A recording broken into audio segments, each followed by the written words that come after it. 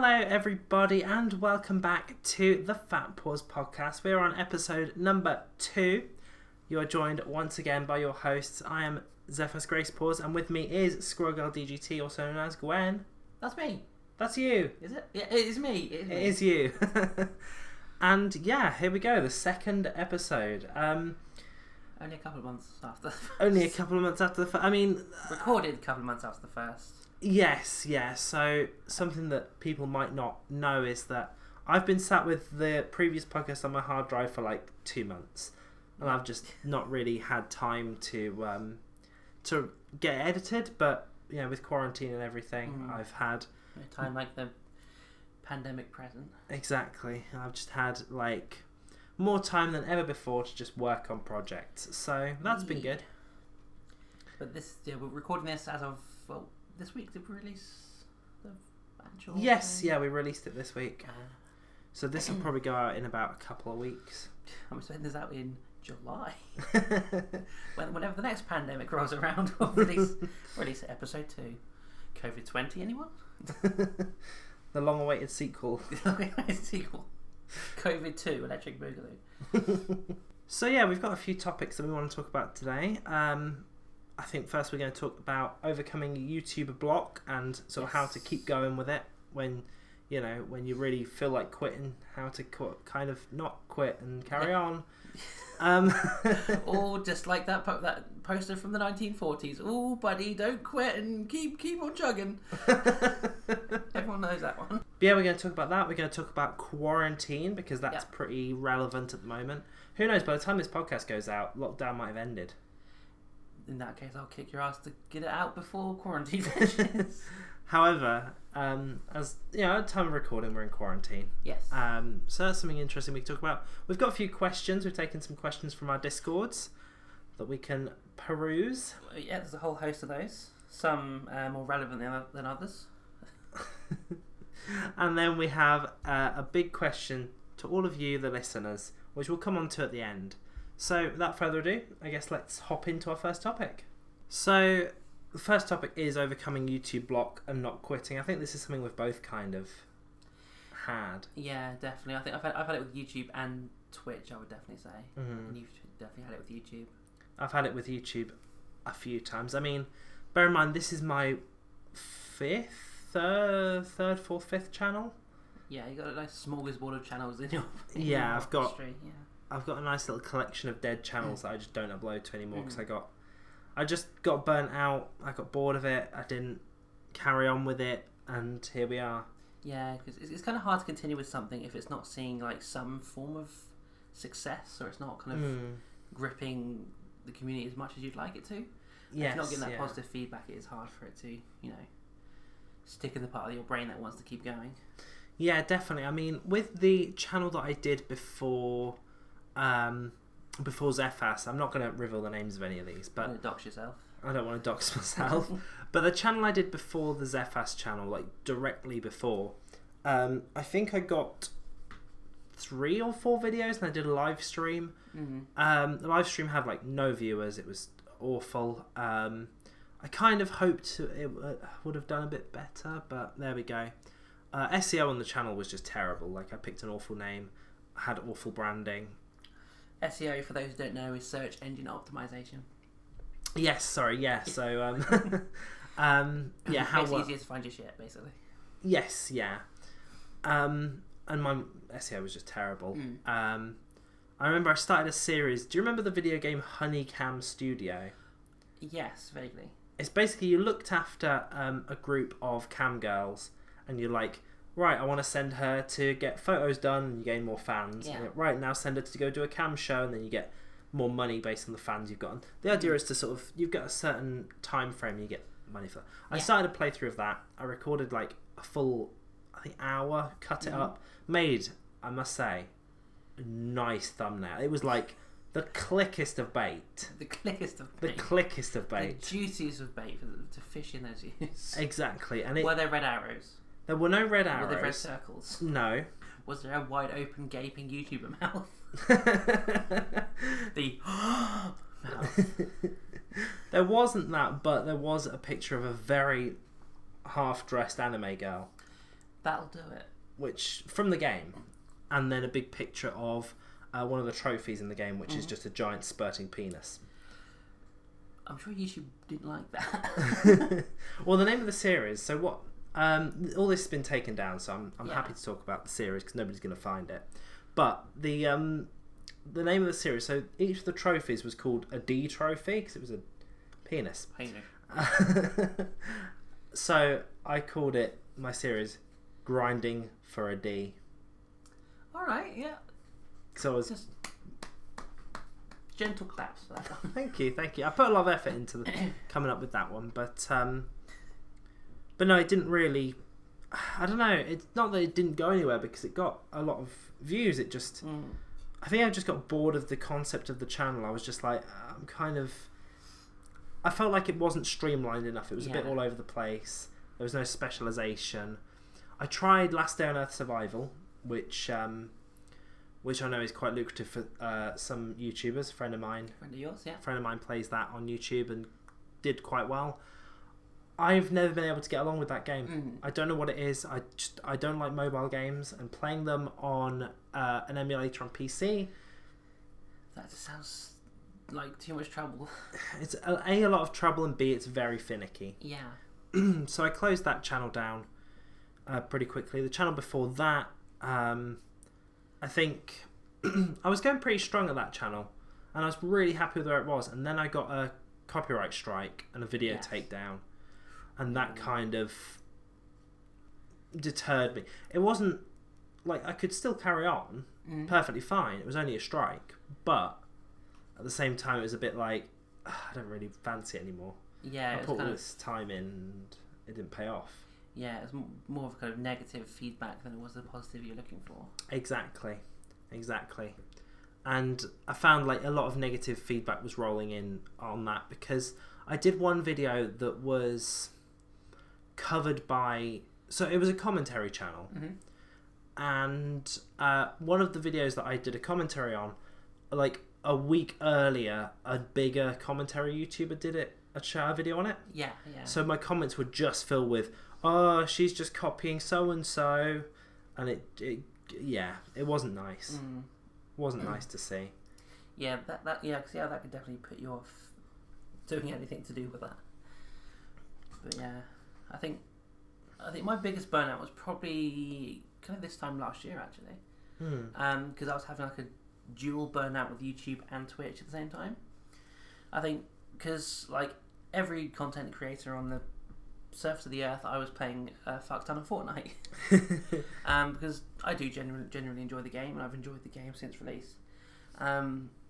So I was doing Twitch streams of it. I was uploading videos of the streams mainly. I did the whole lo-fi thing of like dances and stuff.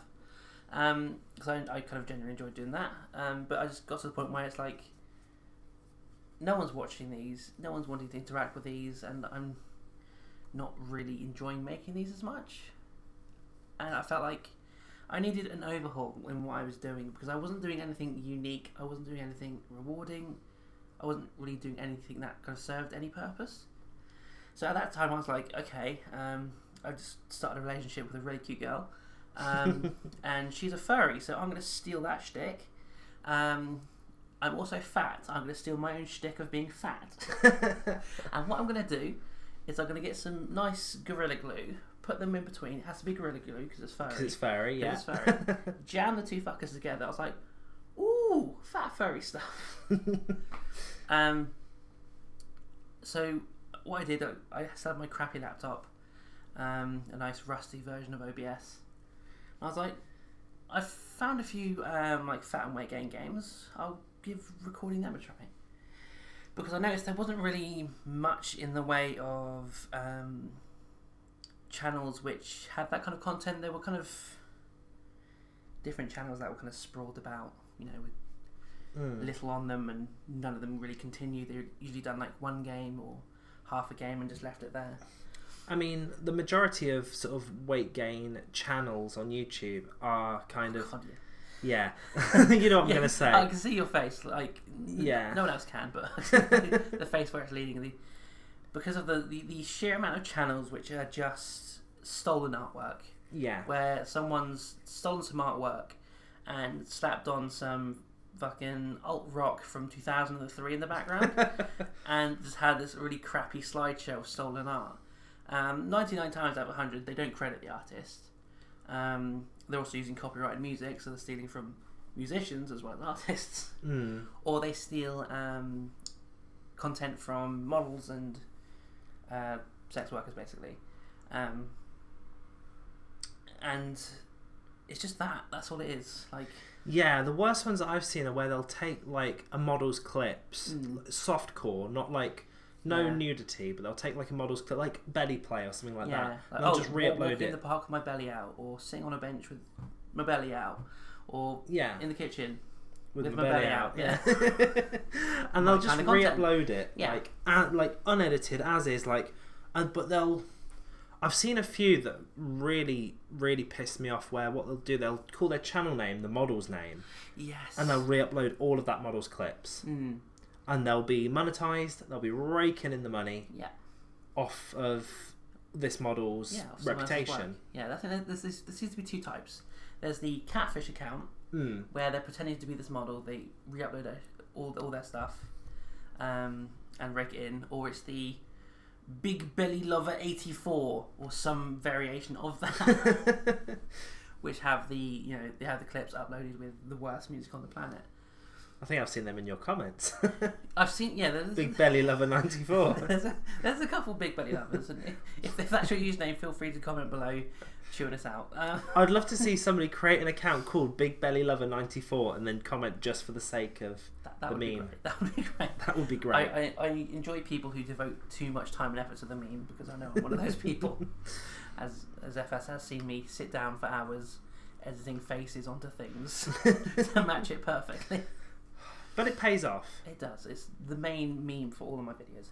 But yeah, I was reaching the point where with Twitch and YouTube I was like, So I decided to try doing weight gain games. I thought, because I was designing a new persona at the time, because my old one looked like a school shooter. She did, like, she was a school shooter with purple hair. Like, I don't know, edgy teen. I thought it was a good time to kind of integrate that, and that's where the whole kind of squirrel thing came about. And then from there, it's kind of, I just started recording these games because I really enjoyed playing them. I like the amount of work and effort that went into them, because they weren't just like flash games made in 2 minutes to wank to. I mean, there were some of those. Yeah, there are quite a few of those. Yeah, there's the odd visual novel and point and click game where they've clearly written the script with their knob in their hat. It's blatantly apparent, but I'm not going to knock those, because that's a type of content that appeals to a certain audience, and you lot do you lot. Very true, but I mean, you can tell the ones which are very much, this week on Real People Don't Say That. Real people, real fat people do not say, oh my god, I'm so full, I'm going to come. I mean, I say that sometimes, but that's beside the point. But no, because it was a good chance to kind of have a nice tour of all the work people put in, and dig up some things people like in the annals of the internet and of weight gain games, and see what I could do with those. And people seem to latch onto that concept. I found it highly rewarding to do, because it was a good chance to refresh my editing skills, so my media production degree didn't go to waste. I just kept continuing on from there, and I think that's what released me from the block, was finding something that I really enjoyed doing and that people responded to well, and it was something that was kind of missing, because there wasn't really anyone actually recording full gameplay of these games. No commentary. Obviously since then I've added the whole quote unquote animated, it's literally 2-3 frames with Animal Crossing sounds over it, just to kind of add a bit of flavour. But you still get to see all the game, obviously. There's no one who really did that. No one who really covered entire games, and some people just didn't really do it well. So I thought, I'll try my hand at it, do the best I can, and hope for the best. And I think it was one of those times where just kind of being persistent and finding that niche really did break that block. Yeah, I think it kind of took for a refocus on what your niche was. Because I guess before you were kind of doing what you enjoyed, which is great. Yeah. But it can be detrimental depending on what it is that you enjoy. I mean, with Fortnite, that's probably the most oversaturated game on YouTube, Twitch. Yeah, it's like trying to sell salt water to fish. You're not really gonna get fun.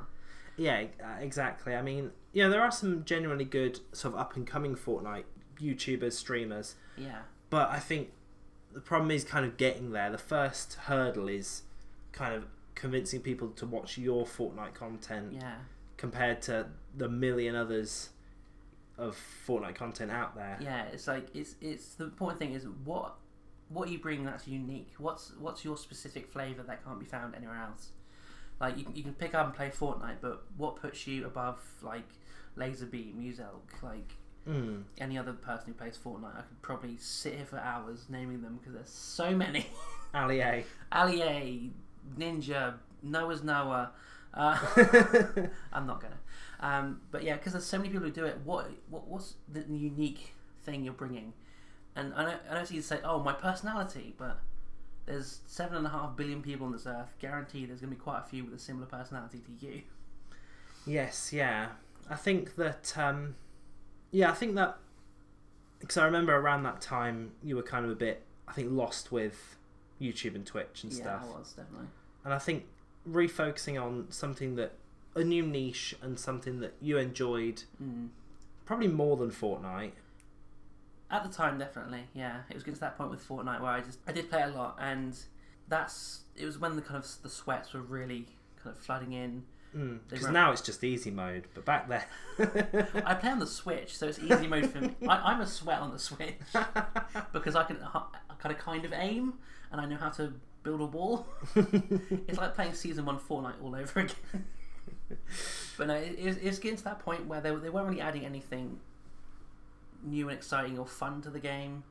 It was very much drenched in sweat, and there wasn't as much meme potential as there once was, because that was half the fun, was just memeing the entire game. Like, oh, I'm going to be a bush for the entire game, or I'm going to build a giant sky base and sit up there and just, or I'm going to do a traversal emote the entire game just to, be an arse.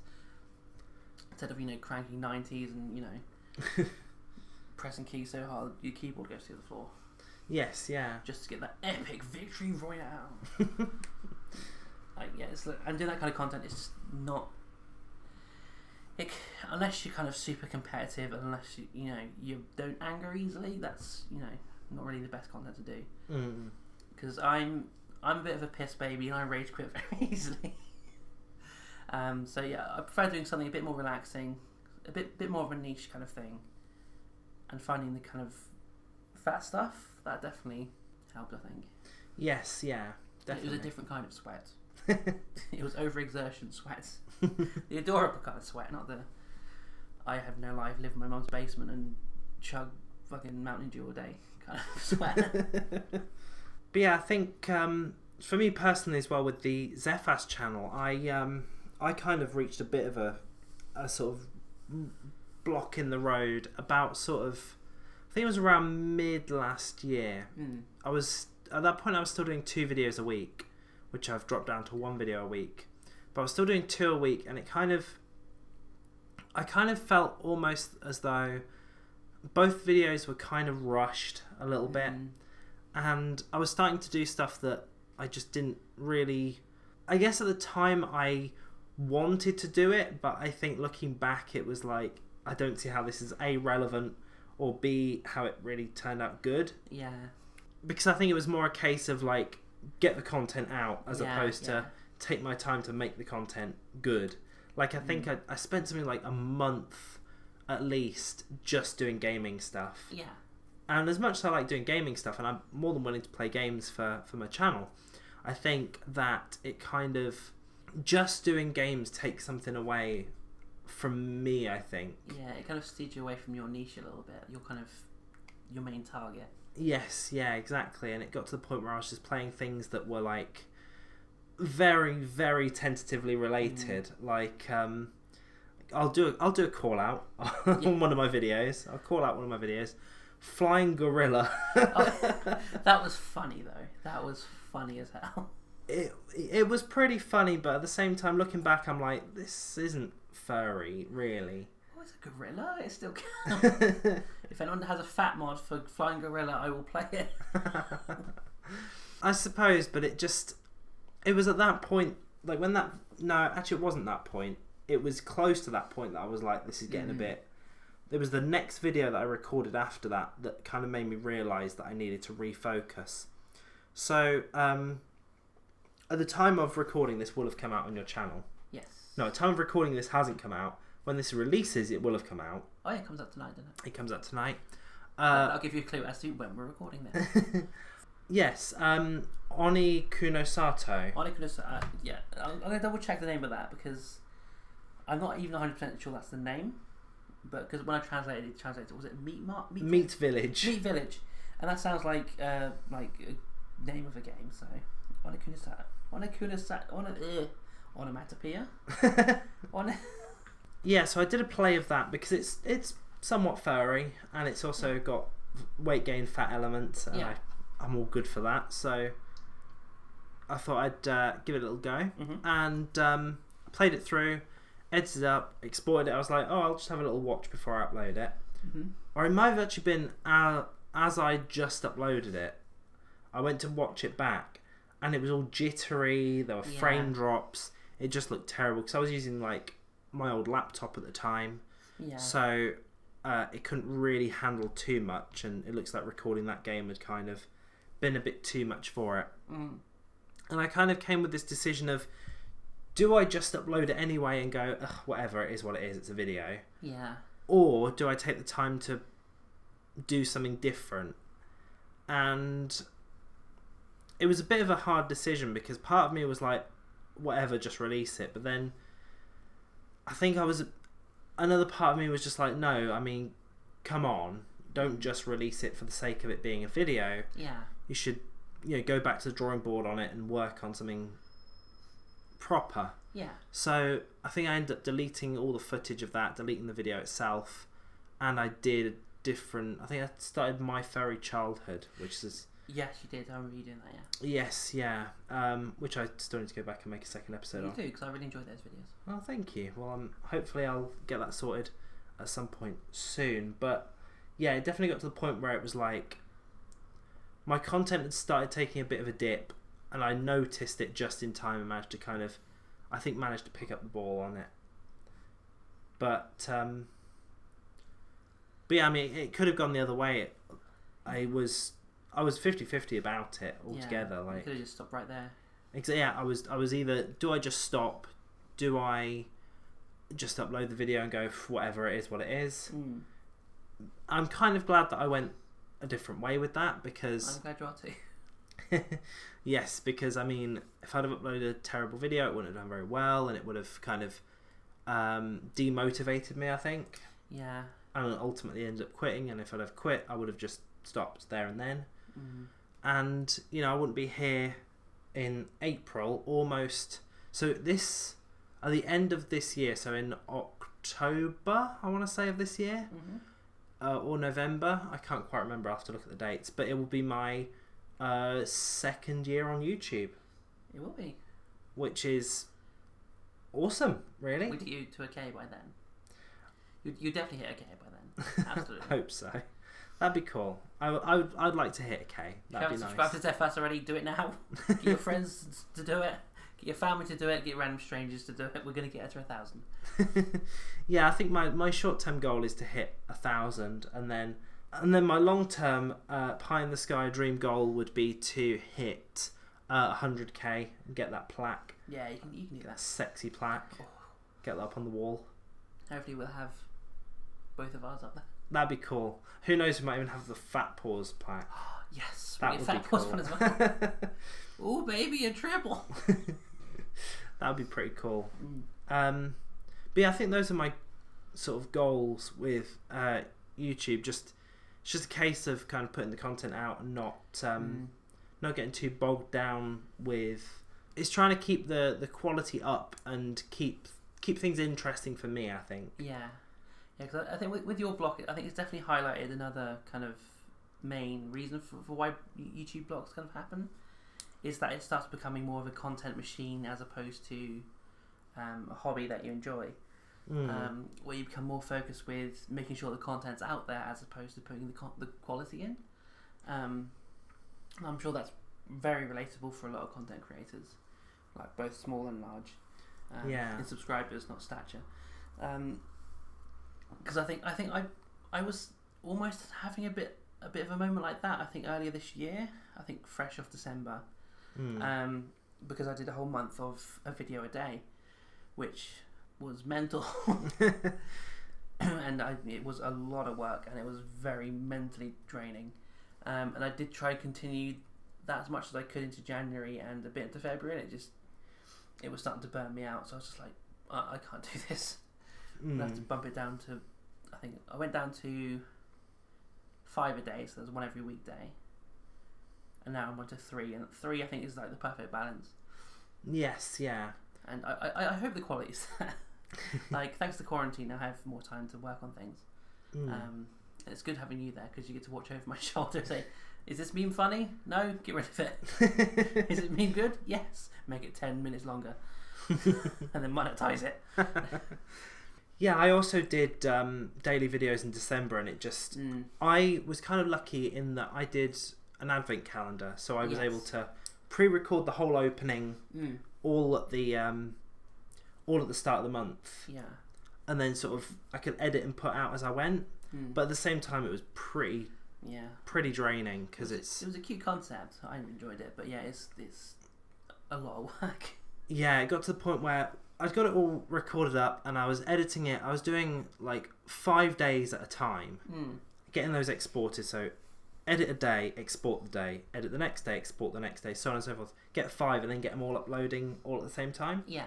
Which obviously naturally took quite a while because my internet's pretty bad. But you know, I think it was enjoyable and I liked doing it, but I think that there was perhaps too much content, if that makes sense, because some days would get like 2 views. Yeah. And I think it's just too much similar content and it ends up kind of flooding. Yeah. I think what I might do this year would be to behind the scenes chat with Xephas. I might see if I can get an advent calendar, open the doors, but then do it as one big video, and then upload that on like Christmas Day. Yeah, that'd be cool. As like Christmas content, because that way it's like you can watch the whole thing. You can see all the. You don't have to watch each day. You can just watch on the trend. Because I was doing daily videos, and then I was also doing the regular videos. Yeah. So there were some days where there were 2 videos coming out. Yeah. And it just got a bit much. Too much. Too much. Far too much. I got quite burnt out at that point, and I was very glad when it went back to normal in January. Yeah, I think it is a bit of a YouTube habit to go completely ham, or whatever your vegetarian variant is, during December, because it is that big AdSense time when YouTube's like, oh, we'll pay you extra for your ads on your videos. So people do go ham, and it's kind of created this culture of spaffing out as many videos as you can during the month, whether you're monetized or not, just because people are watching more and people, are clicking through more and interacting more. So it becomes a bit of a stressful month for everyone, just to make sure the content's out there, make sure that people are watching the content, and that's where it starts to feel more like a job than it does a hobby. Yes, definitely. I mean, for those unaware, December is the best month for CPM, which is cost per milli, which is how much you get for every 1,000 views. Yes. And it tends to be better because obviously at Christmas you've got the big boys starting to advertise. You've got your John Lewis, you've got your Marks and Spencers, you've got your American alternatives to those. And other international variants. And your other international variants. So everybody's like advertising like crazy their Christmas products because everybody wants to be the big Christmas brand. And YouTube knows that, and YouTube manages to rake in quite a bit, so they up all of the creators' CPMs, and generally December's the best month for money. Yeah. And then January there tends to be a bit of a dip. I think the first few months of the year, that's when everything just goes to shit a bit. Pretty much, yeah. I think a lot of YouTubers I watch, what they'll do is they'll do an absolutely huge December. Like, you'll get amazing videos in December. And then January, they'll be like, right, no videos for a month, I'm going on holiday. And they literally just go on holiday for a month. Yeah. Because they know that CPM is going to be terrible. They've made their big cash. They can go and, have a chill for a month. Live out for a bit on that extra money and then come back. And then come back in February or whatever, yeah. Basically. Yeah, I think that's kind of got that's kind of gone a bit wrong this year, because that period of crap CPM, I think that went on a bit longer than it usually does. And then the pandemic hit, and it's extended it even longer. Yes, yeah, I think because of what's going on at the minute, just companies are very reluctant to advertise. Yeah. Because they know that the economy is sort of doing pretty badly. Yeah, and people can't go out to buy things anyway, so... Exactly, so it's no point in, Marks and Spencer advertising their new range when they've shut all their stores. Yeah, and I'm hoping it picks up soon, because it is a job, and it does pay bills, and it keeps me fed, very well fed. So I do hope it does improve, but I think it's a good chance to kind of get more content out there, because there's more time to work on things. Yes, yeah, it's kind of got its benefits and its drawbacks, really. Yeah. But I think, once everything goes back to the way it was before, it'll probably start picking up again. Yeah, I hope so. I was surprised, kind of watch time and stuff has dropped because of the whole pandemic thing. I would have thought with people staying in more, they'd be watching more. Possibly, but I mean, there are a lot of people who are working harder than ever, like key workers and stuff. Yeah, that's true. So it's just all about the balance, really, isn't it? Yeah. Well, honestly, I've not watched a lot of YouTube since the lockdown. Mainly because I've been making YouTube and playing Animal Crossing on your sofa. I've been watching a bit, but it's mostly just been doing work stuff. And playing Reign of Kings. So for us, quarantine has been certainly a different... I mean, for everybody, it's been a different sort of pace, definitely. But yeah, it's become the new normal. It's become the new normal, but I think especially for us, because normally we see each other once a week. Yeah. And here we are seeing each other every day. Yeah, it's gone. I'll pop over on Saturday, home on Sunday. I pop over and I've not left for a month. Pretty much. Well, no, yeah. I did pop back because I had to do a sneaky run back for my computer, just so I could continue to work from home. Yes, yeah. Work on YouTube from home, which I'm glad I did, because otherwise there wouldn't have been any videos for the last month. Yes, yeah, but I mean, ultimately, we've pretty much been in quarantine together for 3 weeks now? Yeah, about that. Yeah, about that, and now they've extended it to another 3. Yeah. If my landlord's listening, that hasn't happened. That was all a joke, because I'm not allowed to have somebody to stay more than 2 weeks consecutively. I think this is the circumstances. I think they'll be forgiven. Yeah, I don't think they're gonna be willing to chuck you out anytime soon, because I think that'd be very negative press for them. No, and plus I'm high risk, so they're not allowed to come and put me in danger. Yes, very true. Yeah, I've seen that a lot online of I saw this Twitter thread of, there was this landlord who I think he owned a block, a flat block of 5 or 6 flats, and all of the tenants banded together and said, look, because of what's going on, we're not going to pay rent this month. And he was basically asking, what can I do? Can I kick them out? And everybody in the comments going, no, do not kick them out. You do not want that press. Certainly not now. It sucks that you're losing money. Unlucky. Just wipe your hands of it, deal with it, go, right, okay, fair enough. It's easier to just say fair enough than it is to bring that kind of negative press. And if it did go to court, I think they'd probably win. Yeah. That's the thing. Rightly so, because you can't really charge that amount of people for rent when there's a pandemic on and they can't go out and work. Yes, exactly. There's got to be a bit of leeway there to kind of give people the shelter they need without having to give what they haven't got. Yeah, I mean, I know that for me at least, I'm able to work from home with what I do in my day job. For the last few weeks, I've not though, which has been great. Joyous furlough. Joys of furlough. I was given. So we've got this system here in the UK. I don't know if they've got it in other countries. Called a furlough, where you're basically you are off work for minimum of 3 weeks, but it's fully paid by the government. I think it's paid up to 80% by the government. 80%.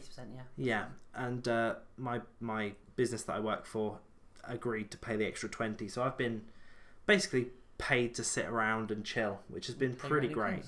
And play Reign of Kings, yes. Yeah. But unfortunately, as of the Monday coming up, I'm back to work. That is ending, yeah. That is ending, which is a shame, really, because I was enjoying it. But there we go. Yeah, I was kind of lucky in that they let me start my quarantine like a good week before the entire lockdown, and they're paying me in full because my pay is like entrusted in not only the government but also like trustees of the charity I work for. So lucky I'm getting paid in full for like, I think it's 8 weeks. I think up to 3 months. Oh. So because that's an email I got like in the last week where they said we'll still be paid in full for up to 3 months if it goes on that long, which I hope it doesn't. I hope it doesn't. I don't think it will. No, I think it'll probably be all done and dusted by the end of next month. Yeah, I think so. They've extended the lockdown for another 3 weeks. I think this will be the only extension because I've been sort of keeping an eye on the news. I try to avoid the news because it's just depressing, isn't it? Yeah, it's just sadness porn, isn't it? Really? Yeah. Like, oh, here's how many people have died. Here's how many new cases there are.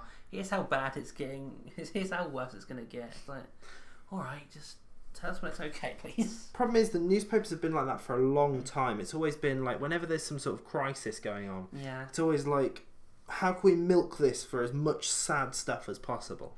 Yeah, but that's what sells. The big sad titles, the big shocking titles. It's clickbait that's been going on since 1700s or whenever the first newspaper was. Exactly, yeah. It's like I can understand when they publish actual statistics and figures. The ones I don't like is some guy you've never heard of says that 10,000 more people could die tomorrow. Oh, they didn't. Yeah, you know, it's like that guy's Gary from Leicestershire. Exactly, and he didn't know shit. Like, it's just anything to get on the trend. Really, it's a bit like these sort of trend hopping YouTubers, essentially, but it's traditional media, so we can't criticize it apparently. For some reason. Like I remember seeing there was this woman who was interviewed by ITV, and she claimed to have coronavirus. Yes. They said to her, like, how do you feel? And she's like, oh, my throat's a little bit phlegmy, a little bit dry and phlegmy at the same time, almost. And yeah, I've got a bit of a headache and a fever, and I've got this cough. And they're going, oh yes, yeah. And that sort of went on for a little bit, and then they cut the connection. They're like, oh, thank you there to. And then the show the night after, they had to apologise because it turned out that she'd never been tested. Yeah. She just claimed to have it, and it turns out she didn't have it. She just had a cold. I just don't think they're like, oh, we'll pull this person on just because it'll get people to watch. People want to hear from a real life corona victim, like exactly. Just too eager to jump on it because the rage makes the money. Well, rage, but the hysteria, the hysteria and the shock. Just it sells them copies. It gets people watching. Exactly. However, I did see that this was a few days ago that. It looks like the amount of deaths in the UK has peaked and it's now starting to come right down. Hopefully that's a continuing trend and it just goes down to zero. Hopefully. I mean, they started, at the time of recording, they started testing humans with vaccinations yesterday. Yeah. So I think with the rate that we're trying to turn around a vaccine, a few weeks we should probably be rolling them out. Yeah, hopefully. So that's a good sign. I think this will probably be the last extension and everything's going to start slowly going back to normal. Almost definitely. or we'll be looking back at this as things that aged poorly. Yeah. As we were all put in lockdown for another 3 years. I hope not. Yeah. That would be, that wouldn't be great. Yeah, either way, we're humans. We're very good at adapting. We'll adapt to whatever happens either way. I think it's high time we delve into the suggestions box and see what things people want us to talk about, what's to cover, questions we want to answer, that kind of bullshit. Yes, yeah. I think before the next podcast, we should ask out on Twitter as well. Twitter as well, yeah. I think because I did ask like 3 o'clock in the morning last night. Yeah, and I asked about an hour before we started recording. Yeah. Because I thought that was a cool idea to get some suggestions of what we should talk about, questions that you'd like answering. So, before next podcast, we'll probably put out a tweet and also in our Discords. Yeah. And then we can get some suggestions of things to talk about. Yeah, so make sure to join Xephas Den. Okay, so a lot of questions. We're not going to run through them all because there are a lot of questions. So Phoenix Fox was the first one to jump in with a plethora of questions. What's your favourite scary movie? B movie.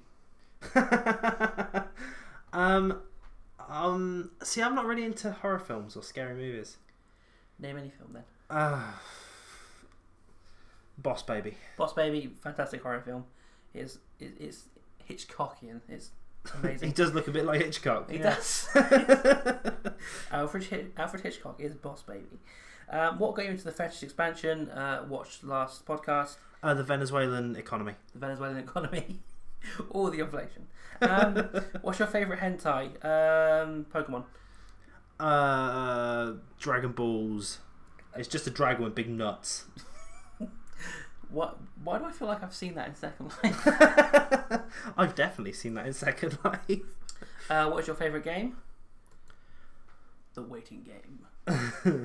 Nothing but patience for all eternity. No, I'm going to answer this one seriously, actually. Alright, you can stop memeing it. Yeah, I'm going to stop memeing it. Is it Reign of Kings?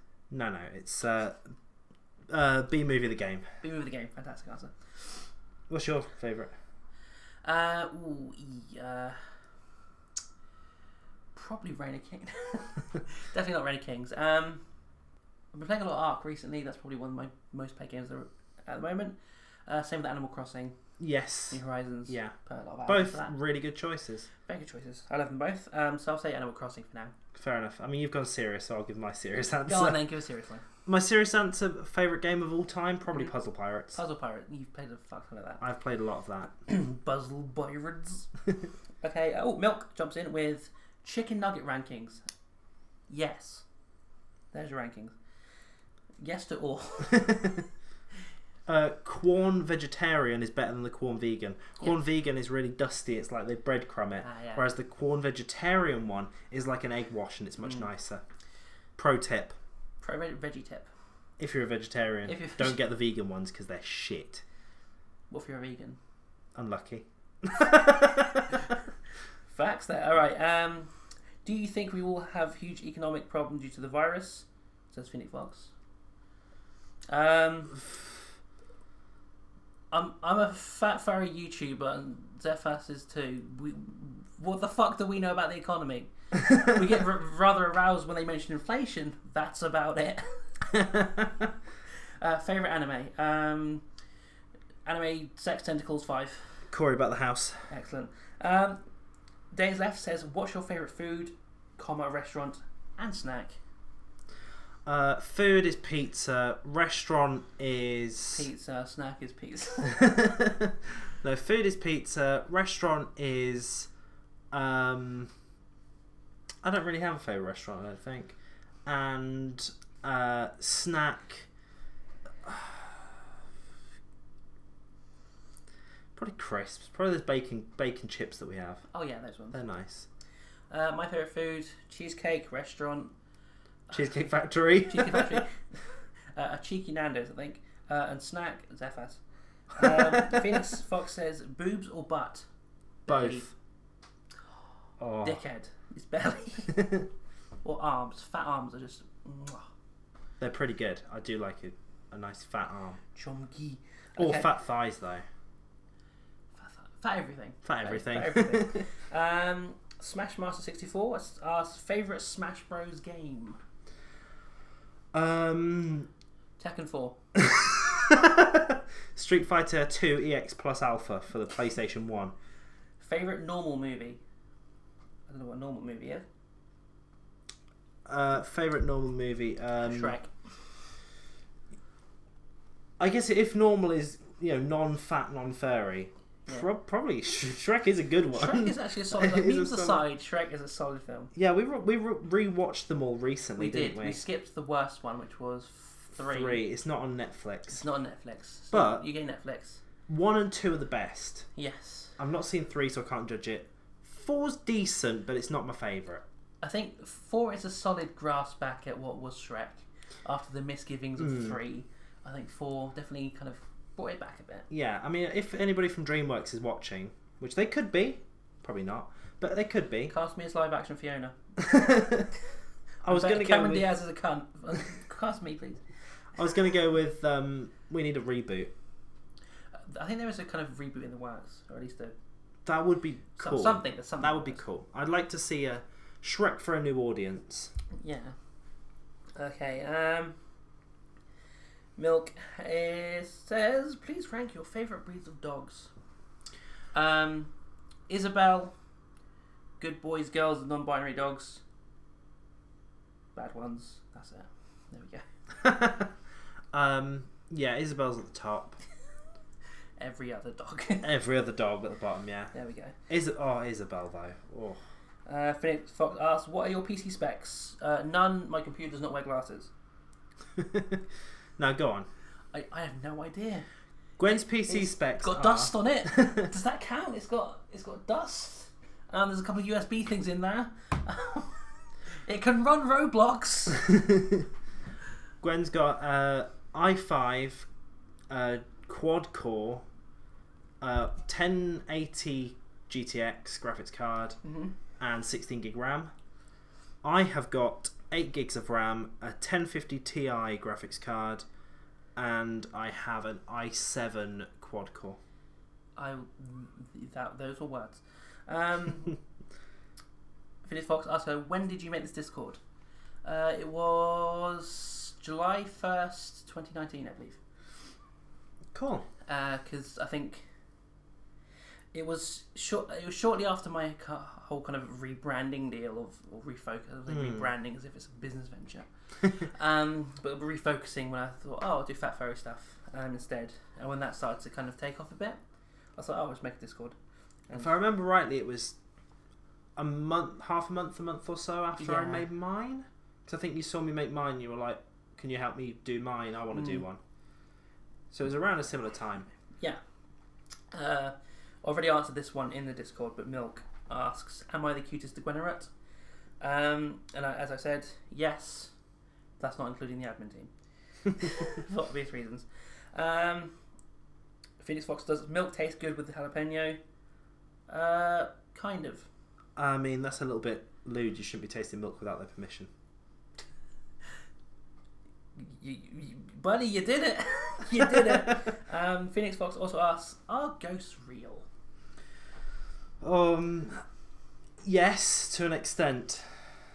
Probably. I don't know. Okay. What did I suck off last night? If you find the ectoplasm, it's there. Owo Wabbit asks, is milk better than water? If you're talking about the person on my Discord, yes. So what's next? Phoenix Fox, another question. Favourite loading screen? Doesn't specify game of all time. Favourite loading screen? I like the loading screen for... I like the loading screen for the B movie because you get to see a big picture of Barry B. Benson. My least favourite is the loading screen for Rust because it takes literally 20 minutes to load. Is it a loading screen or a loading feature film? My favourite one's probably the one you unlock in Fortnite Season 2 of Chapter 2 where it's the big pink funky one with the llama in the middle. It's very nice. Xephas has no idea what I'm on about. Let's have a look. Next one. Milk asks favourite childhood games. Street Fighter. That was a big one as a child. Yeah, I think most of my childhood games were video games. Same, to be honest. Yeah. So yeah, Street Fighter. Mickey's Wild Adventure for the PS1. That was banging. Hercules for the PS1. Yes, that was a banger. For the PS1. The Lion King for the PS1. That was alright. That was pretty good. I liked that one. Rugrats Search for Reptar for the PS1. Oh, that was a solid classic. I need to buy me a copy of that. I lost the disc years ago. GoldenEye for Nintendo 64. Yes, I've never played that, but I played the shit. I kicked the ever-loving shit out of my stepdad and his best friend on that. At the age of, what was I then, about 6? A bit like I was spawn camping them the entire game. So I've been a pro gamer sweat since very young. Loki asks, should Loki be overlord of the world? Correct answer is yes in brackets. With supervision, Loki is a very powerful weapon, but must be directed. Otherwise, chaos ensues. Phoenix Fox with a ton more. Does watching porn with the most shots of your gender make you attracted to your own gender? I don't know. I don't watch porn. Never watched porn. Never will. I don't even know what that question means. Have you got any? What was the question? Does watching porn with the most shots of your gender make you attracted to your own gender? So if you watch a porn video and the majority of the shots were of the female in said porn video, yes. Assuming you were watching a heterosexual scene, cisgender heterosexual scene, you would be more attracted to the female. No, I don't think so. No, honestly, that's not how sexuality works. No. Cat or dog? I'm going to say cat because otherwise Xephas will kill me. Cat. Yeah. Favourite TV show? What's a TV? What's a TV? that one with Kevin James in it, where he was. What was it? Put it down in the comments if you remember what that show was with Kevin James in it. It was actually shit. I didn't actually like it. It had Ben Stiller's dad in it. What was it called? It had King in the name, I think. He was like an EPS driver or something. Oh God, yes. What was it called? I was going to think of it for the meme. Wasn't King of Queens, was it? King of Queens, that's the one. Yes, I remember that. God, that was awful. Yeah. Real answer, Corey in the house. Real answer, though. Real talk. Probably Brooklyn Nine-Nine's pretty solid. Brooklyn Nine-Nine is a very good Brooklyn Nine-Nine, or when it was on, People Just Do Nothing. People Just Do Nothing is a very good one. That's on Netflix. If you've not seen People Just Do Nothing, watch it. Persuade them to make a new series. I'm not sure if it's on US Netflix. Probably not. Try and find it. VPN. Favourite AC villager? Does Isabel count as a villager? No, not really, because she doesn't have a house, does she? No, she lives on a desk in the town hall. Would you want to open it up and say favourite Animal Crossing character that isn't Isabel? So it can be somebody who works on the island, but not, or from any game. I guess they've not specified. So that unibrow squirrel that I want in my island. Yes, she thick. I've seen some nice artwork. Shout out to the artists who've done thick artwork of her. Shout out to cute thick chav girls. In it. Also, I quite like Phyllis from Wild World. I don't recall Phyllis. So you remember the post office? Yes. Pelly worked during the day, and then Phyllis would work at night. Okay. And if you went to the coffee shop before 6 a.m, Phyllis would be sat there having a coffee, and she'd like chat to you and complain about how she always does the graveyard shift and how much she hates it. And she was just really down to earth. And whenever you went up to her, she'd be like, hello, what do you want? Open bracket. Ugh, a customer. Close bracket. Relatable. She was she was OG. Favorite fat artist. Okay. Who's your favorite fat artist?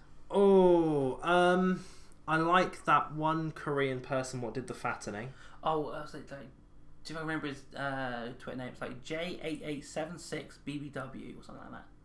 Yes. Yeah. They're very good. I like Ergogurg. Ergogurg is an absolute legend.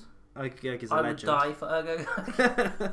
Ergogurg is the best, and I'm not just sucking Ergogurg's dick just because he did that picture of me once. And I like Nick Gam1 or Nick Gam on Twitter. Nick Gam's very good. Very good. I'm I think Raynor, amazing. Gil Panda. That one Russian dude whose name I always mess up, but he's very good. Give me a second to find the name. Cozy Nikovic. Or Kovic. You know Russian. I know Russian. It's Vic or Vich? Vich. Yeah, so Cozy Nikovic. Very good. But I think we're blessed with superb fat artists in the community, I think.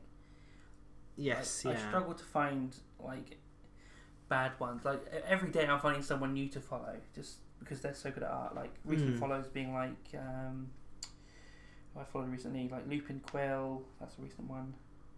Square Wave, B-Mage. Well, Duffel's always pretty good. Can I give a shout out to an artist as well? Go for it. At BimboCore on Twitter. Okay. They're very, very good. Nice. So many good ones. I could literally just sit here and just... But yeah. Yeah, we are blessed. Like, I'd be happy just to sit here and reel off amazing artists because it's something that I've always been saying. Like, the community is just so full of such talented people who have such a command over drawing squishiness. It's superb. Right, next question. What is the best cereal? Killers. What is? Cereal killers. Oh. Yeah, in the UK we don't get as much variety at least as they do in America. We only have cornflakes. I like the one cereal that's like bits of fish and chips in the packaging. Oh, yeah. That's a nice one. You fucking pour some water in, tea bag, stir it around a bit. Yeah. No sugar. It's great. It tastes like dip your crumpets in it. It's amazing. Yeah. Oh god, yeah. Kids don't do that. Singe your crumpets on hot milk. Crumpets. Favorite cereal. I haven't really eaten cereal in a long time. Like occasionally, like if I'm feeling desperate and I've got no money, I might just like buy a box of Frosted Flakes and just eat them out of the packet instead of cooking real food. Does that count? Honey Nut Cornflakes are good. Oh, they're pretty good. I do like those. Or Crave are good. Another question from Phoenix Fox. When did you become a furry? Once again, watch last podcast. Favourite animal? I'm sure you can work that one out. For both of us. Would you rather be the size of a blob or plain fat? I'm guessing that means would you rather be like extremely enormously fat or just like normal livable fat? In real life, livable fat is good because the other is not an option really. Yeah, I think same. Yeah, like if by reality it becomes the size of a blob, then go for it. Yeah, but it's not really possible. So plain fat, I guess. I prefer salt and vinegar fat myself. I prefer prawn cocktail fat. Covert Captain comes in with most memorable piece of media that innocently played to you being a fatty, furry, fat fur, furry, McFatfur, Linux user. Dropping in the Linux. Any come to mind for you? For what media that innocently played to you being a fatty, furry, fat fur, furry McFatfur, or a Linux user? For being a Linux user, that one penguin that advertises Linux, their mascot. I played Club Penguin once. I've been a Linux user ever since. Yeah, the Linux penguin is both furry and thick. That's a thick penguin. That is a thick penguin. That's what Firefox is missing out on. Yeah. Thick fox. Well, the new Firefox, they got rid of the fox. It's just a blue swirl. It's just fire now. I guess as a kid, Animal Crossing. Yeah, because you're just chumpy villages. Yeah. That one episode of Totally Spies with the Passion Patties. I wish the Passion Patties were real. That's a very typical one. I don't remember that one. It was a good one. It's probably been plastered on YouTube over and over again. What are your favourite weight gain games of those you've covered? And if you got to make one, what would you want to make ideally? Asks Squidgy. So what's your favourite weight gain game that you've played? Favorite weight game that I've played, probably the fattening. Fattening is a very good one. It's simple, but it's so clever and so well done. The artwork is awesome. It's brilliant. Yeah. Excellent game. Very good use of RPG Maker as well. Yeah. When I see somebody use because I've been an RPG Maker user for like 35 years. 15 years at least. So when I see somebody do it well, I'm like, big props. Yeah, because you can tell when people are just using default assets and they've not really put much work into it. Yeah, you can tell when they've just half-assed it and just don't give a shit. Yeah. For me, fattening is. I think every game that dude's done. I want to know his actual name. What to refer to him as by. But yeah, because he's done fattening, peeking out to prison, Fat was a good one. Yeah. Hunger always. Tibeliemple as well. Yes. Yes. Hunger has a special place in my heart just because of how well it's written, just how tense it is. That one time I forced my way through into a bit I shouldn't have got into. But no, the writing in it is so clear. It's one of those games where it's. I know I'm sucking. I gotta go Dick again. I have a habit of doing that. Just the way it's written, because it's one of those games where it's not dick in the hand written. Like, it's an enjoyable experience with fun references, and it's a game you can come back to and enjoy. You know, because I really enjoyed playing it on stream. I enjoyed playing it for the playthrough as well. So that's got a special place in my heart. I'm trying to think what else. I've played so fucking many, I forget them. I'm not sure if Growth Academy counts. I've got a bit burnt out on that recently, but I actually do kind of enjoy most of the writing in Growth Academy. Because it does feel like, and not like an actual visual novel that's, could be sold elsewhere, because it's it's got actual good writing. There are points where it's like, all right, you may have written that with your dick in your hand. But I do like how it kind of builds a relationship with characters and how the characters change and evolve. Vial of Infinity I enjoyed as well. That was a good game. Yes, yeah, that was pretty good. Yeah, the combat in that was fun. I did like how it had the whole rock paper scissors thing. I'll use inflation for this, use weight gain for this, or use water inflation. It's a whole thing. But fuck that teleporting maze. Fuck that teleporting maze to oblivion. What's the one with it's got that very distinctive, almost NES art style to it, and it's like got blueberry elements to it mostly. And inflation. Cafe Chub. Cafe Chub is a very good game.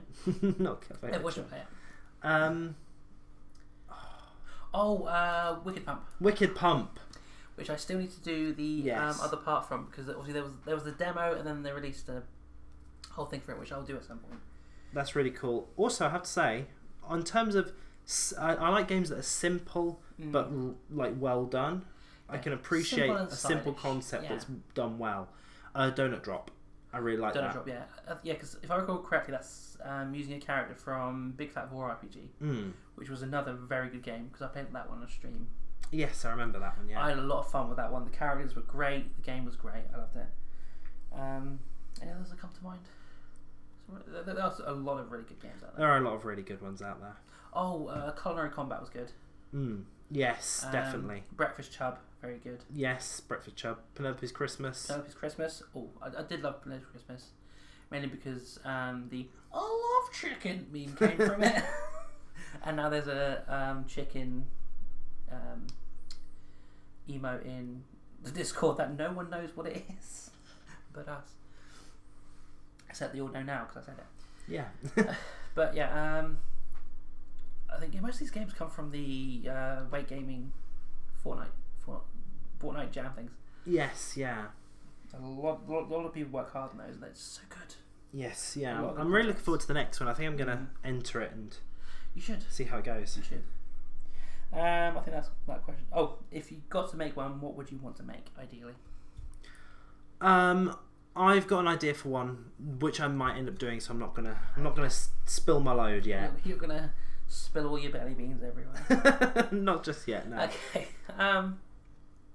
I think someone actually asked me this question on the Q&A post. And I think I said something that's like a really good, like, decent RPG with a character creator. Because I'm a slut for a character creator. So if you've got a decent character creator with fat elements in it, or at least you can create your character and then gain weight with that character throughout the game, that'd be good. Like, I think like a 3D version of what's it called? The weight gain RPG, I think it's called. The one I looked at to record the other week. Yes. But it's too explicit for me to do for YouTube. Something like that, but 3D, I think. Dark Marquis asks, is Clifford a kaiju? Yes. Yeah, I guess technically. I think it is, yeah. Yeah. The big fuck off red dog, that's a kaiju. And then he walks back into the sea like Godzilla. So that one vine with the fisher dude just walking into the pond, but it's Clifford. Just Clifford appears. Omoe wa washindayo. Nani? Just Mikey asked, what's your favourite question? Why? That one. Yeah, that one's a good one. What pushed you to start the YouTube channel based around fatties, and was it hard to start with it in terms of getting the courage to talk about stuff regarding weight gain? Also know what your favourite. Okay. I guess there's more a question for me than it's for you.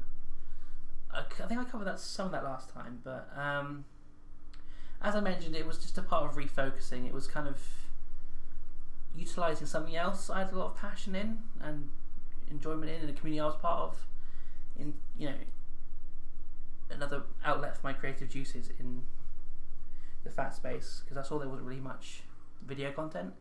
I thought, I might as well make some video content. I don't think there was any kind of courage involved in it though, because I'm very much a person who does not give a shit what other people think, most of the time. I say that up until someone makes one comment about my voice in a video with my voice in it, and I'm like, yeah, I'm real self-conscious about that. You can fuck right off. But no, with weight gain stuff, it's very much, it's a very big part of me, pun absolutely fucking intended. And I don't really feel apologetic about it. Like, I find fat people immensely attractive. I enjoy myself being fat as well, and I want to expand upon that, literally. And I think because that's such a fundamental part of what I am and who I am, that I don't really feel any shame in that or sharing that, because it's just me, and I know there's loads of people just like that out there. So starting that kind of thing didn't take courage. It was just a case of, I'm going to do it, people on the similar wavelength will latch onto that, and I'll just keep on trucking in that direction. And so far it's worked out. Is that all of your questions? Yes, that was the marathon of questions. I have one question. This question comes from my Discord. Yeah. From ZTYR. What is the most awkward encounter you've had with a person who hates furries? Have you ever come across that kind of... Have you ever experienced that kind of a hate? Not directly. Like, I'll be in like online conversations where that will happen. And you just tend to kind of laugh at that person, move on, because like, if anyone's got that much hate for a group of people who have no consequence, then they're obviously just a waste of oxygen, and their opinion doesn't really matter, and you just let them peter their anger out until they're too exhausted to do anything, and they hunker back into their gremlin hole. Yeah, pretty much. Yeah. I mean, for example, I had it this week. In fact, I think you'll remember. I was playing Reign of Kings. It's a game. You can play it. Have a look for it if you've not heard of it before. But it's a multiplayer survival. And there was this guy on the server that I was playing, and he took it upon himself to look at my Steam profile, which has a picture of Xephas as the main picture. And he demanded to know if I was a furry, and he started like... Was that the dude that I had to come on and... Yeah, that's the one. And he started sort of being like, either you answer me or I'm just going to like, basically just kill you repeatedly and destroy your base. Stuff like that. like threatening to raid my base. I mean, base raiding's part of the game, but it's a bit extreme when it, you know. But it's a PvE server, so you know. It's not PvE. It's friendly. Well, yeah, friendly. It's friendly. Kind of, you have to declare war on them, and it's all kind of agreed. Consensual PvP. Consensual PvP, but he was threatening to make it a non-consensual PvP. Was he the same one who was going, oh, you're a lesbian, you're a lesbian, you're a lesbian? Yeah, so I kind of made a very poor mistake of... He said, who's that guy sleeping upstairs? Because when you leave the game, you leave a body behind who sleeps. And I said, it's not a guy. And he said, all right, who is it then? I was like, oh, it's my partner. And then he goes, partner in what way? Define partner. Partner in crime. We get our banks together. Yeah, he kept going like, define partner. I'm like, a companion. And he was like, are you a lesbian? Are you a lesbian? It's that big, fat, ugly bitch you sleep with. And he kept putting things like, you don't have to tell me. Are you a lesbian? Yeah. Are you don't have to tell me, but tell me. Basically, yeah. And then threatening to raid me if I didn't tell him. Yeah. Threatening to raid me if I didn't let him in our base. Just being generally toxic. But it all kind of stemmed from him demanding to know if I was a furry. Yeah. And yeah, like, that's probably not the worst that I've had. I've probably had more. But that's the most recent, so that's the most memorable. It's the freshest in your memory. It's the freshest in my memory. But on the bright side, he did get banned for harassment. He did, yeah. So that's your lesson, folks. Don't be a cunt. The admin let me in his base and let me loot all of his goodies. So it worked out for you in the end. So it worked out for me in the end. So be a furry, you get good loot, and everyone else gets banned. That's the lessons to take from this. But it does make you wonder, like, these people, where do they find the energy to be that much of a dickhead? Like, if you don't like something, just ignore it and go on with your life. Like, I don't know if it's because of the very content I produce, where I constantly get the, oh, why is this in my recommended kind of thing, where I just like, ignore it, move on. But isn't that the thing with YouTube, is that if something's in someone's recommended and they click on it and they watch it and they dislike it, they will leave a comment. But begs the question, why click on it in the first place? Curiosity? Then surely the fault's upon them. Yeah, I mean, it's the same reason that I join weird IMVU rooms. It's curiosity, mostly. The same reason that I click on weird games on Steam is curiosity. Oh, yeah. It's like, why is this? You know, this one's called World of Hentai, and there's a picture of a fucking anime pussy. I wonder what it's about. Click on it. Pop in there and watch VODs of fucking Corey in the house. Like, we should make that room. That would World be quite funny. It's just like a Corey in the house room. But yeah, I guess I think these people just don't really kind of take responsibility for their own curiosity, you know, and the holes they find themselves in. Like, you don't dig a hole in the ground and blame the earth for getting stuck. Like, pretty much, yeah. But some people just, they can't keep themselves. They feel prescriptive over what people should enjoy. Yeah, it's not very good at taking responsibility. Pretty much. I've got one more question here. Yeah. This is from Echo Ghost Fox on my Discord. Yep. What would you do if you became well known? I'd say you're well known. I wouldn't say I was particularly well known. Well, I know you well. I think if I became well known in like in the furry fandom, I don't think I'd change. I'd just be me. Yeah. I'd just be me. I would like to.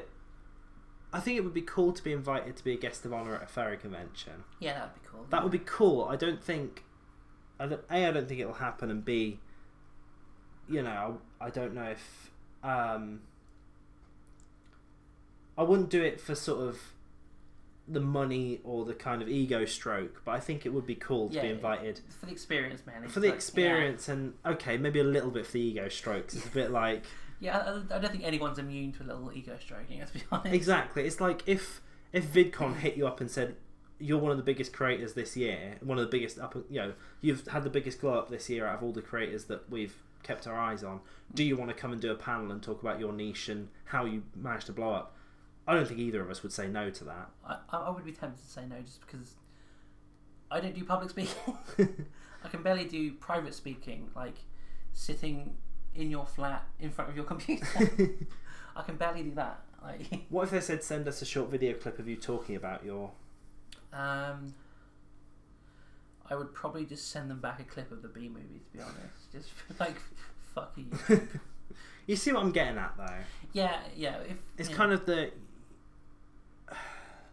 kind of massaging your ego a little bit, so you feel a bit more. Yeah, that kind of recognition. Yes, it's the recognition, I think. Yeah, it's kind of that you've done a good thing. Yeah, like you've achieved some form of status. You've done well enough that you're recognised for what you do, kind of thing. Yes, yeah. I mean, I would maybe probably next year at this point would love to go to a furry convention, and I don't think I'd get recognised, but if I did, it would be pretty awesome. It would be pretty awesome if I got a fursuit and people recognised me at the furry convention. That would be that I would be very happy with that. But ultimately, I just I make my videos for people to enjoy. So if I became well known, as long as people still enjoyed my videos, I'd be happy with that. Yeah, I'm not sure what I'd do if I was well known. Like, I don't enjoy attention that much. Like, I've been recognised a few times in Second Life and recently IMVU, which is odd. Seeing as like I've only recently started playing IMVU, just to see what's up with it. And that one dude recognised me. Yeah. And for the first time ever, I was asked, "Are you the real Squirrel Girl DGT?" As if I have like people pretending to be me. Maybe you do, you know. Why? Like, I really want to be that really niche fat YouTuber bitch. Fucking, cause that's gonna get me some clout. No, you're just gonna get people asking you why the fuck you're in your recommended. Like, that's what you're gonna get. You're gonna achieve nothing from it. But I don't. There's not really any fat conventions, so it's not like I'd be invited to any of those. But I mean, furry conventions. You've done furry stuff, I guess. But I don't think because that's not really my main niche, though, is it? Like, it's kind of a side flavour to the whole fat thing. But no, I don't. I think well known. Maybe if I wouldn't mind being seen as like the go-to person for kind of fat YouTube content. And I'm hoping my presence kind of creates a bit of a downtick in those stolen content channels. Yes, yeah. Or maybe make them worse. Who knows? But if I'm kind of like thought of as like you go to your trusty blacksmith because they can make a really good sword kind of person, that kind of well known, as opposed to you want to be known as the person who can make swords. I want to make some bitchin' swords like. I'll make broadswords. Make you a bitchin' obsidian broadsword. It'll be too heavy to pick up, but it'll look fucking nice. But I with the kind of well known thing, I'd rather be kind of well known in the sense of my content is of a trustworthy quality that you're going to enjoy it, rather than I know that person because they are a personality kind of thing. Yes, yeah. I think I definitely agree with that. I mean, I would like to do a video on the term popufur, which is a thing. Yeah. I'm not a big fan of that, to be honest. That whole thing. So, yeah, I think it's better to be recognised for your achievements than for who you are. Yeah. Because cults of personality are just shitty. Yeah, pretty much. And you kind of want to avoid that. Unless that's what you enjoy, but I don't think either of us are particularly kind of keyed into aiming for that. No, I mean, there's a reason that I probably will never show my face. Yeah. And I don't want to be walking through the streets and then people like recognise me and stuff. That's just a bit weird. Like, the worst for me would be if I was at work and like, I don't know, like I had to... You picked up the phone and went, "Hello, this is Xephas Greatboards. I'm going to fix your computer." Like... No, I think it'd be bad if I say I met with a client for the first time and they were like, "I really recognise you," and I'm like, "Oh God, no." That would be so embarrassing if they're like, "Are you Xephas Greatboards on YouTube?" And I'd have to be like, "Yeah, but during the day I work this 9 to 5. Yeah. Please, stay professional." Yeah. It would just be awkward. And also I feel like my work wouldn't be too happy if I did get to that point. That people knew my face, because it may end up reflecting badly on the company. So. Yeah, I think I'm lucky enough in that the content I produce isn't the kind of content people would kind of say out loud that they watch, because it's kind of, even though it's not sexual stuff, it's fetish related. So it's kind of it's not someone's going to shout out like, "Oh, I know you from that fat fetish channel." Like, you're not going to say that out loud. Well, some people might. Well, some people. And I think that's going to do it for the second episode. I think we covered everything we wanted to cover. Yes. If you want to hear us talk about anything in particular, slap it down in the comments, tweet at us, put it in the suggestions box. Yeah. Of our Discords. I think we'll do another poll out for a question. Yes. Twitter and Discord for next time we record. Yes. Which will probably be in like a month's time from now. Yeah, I think once a month seems to be quite. Yeah, it's editing a podcast is a lot of work, so I think once a month is good to stop it from being a big burnout and a big pain in the butt. Seeing as you're the only one out of us who can edit the podcast because I refuse to listen to the sound of my own voice, it does take a while. However, before we go, we do have a question for all of you. We do have a question. So we've got. It goes both ways. It goes both ways. It don't go both ways. It go both ways. So, question. So the question is, we've got the Degenerates. We have the Degenerates. Those are my people. Those are my family, my squad. We have the Feline family. Your cult. My cult. So we kind of want to, ask out there, what would you all, the followers of the Fatpaws podcast, like to be called? What do you think is a good fan base name? Yeah, let us know. Comments, Twitter, Discord. We're on all those. Any avenue. Let us know what you think we should call the fans of the Fatpaws podcast. And we'll have a look through the suggestions next time. Yes. And I guess we'll pick whichever one we find A, appropriate, and B, good. Yeah, because probably won't pick something like, the dickheads. Or so, shout out to the dickheads. The twatpaws. The twatpaws. The fat cunts. Like, whatever you... Like, fat cunts, I quite enjoy that. That's not a bad one. As a fat cunt, I enjoy that. I think if we say, "What's up, fat cunts?" we lose monetization immediately. True, but we've got we've got a while until that point. So True, yeah. Might as well milk the cunts while milk the cunt word while we can. Milking cunts. Milking cunts. Ugh. Name of a new band. The Milking Cunts.